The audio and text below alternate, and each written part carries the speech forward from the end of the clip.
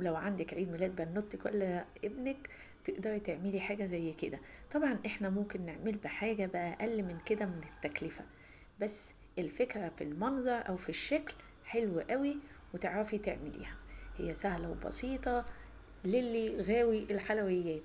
ما هي طبعا اسعار التورتات دلوقتي بقت مكلفة جدا جدا، ويا دوبك بتبقى صغيرة وبتبقى غالية. انت تقدري تعملي صينيتين كيكة حلوة، وبعد كده تقدري تزينيهم زي ما انت شايفة. برضو زيني على قد موجود عندك ومتاح عندك.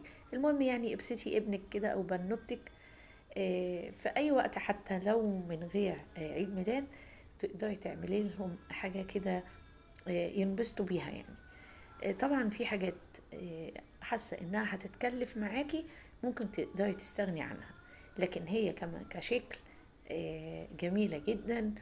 واطفالنا بيحبوا التورتات اللي بتبقى على اشكال هما بيحبوها، كرتونية او حيوانات. انا لما شفت الفيديو عجبني عشان كده حبيت انقله لكم. يا رب الفيديو يعجبكم.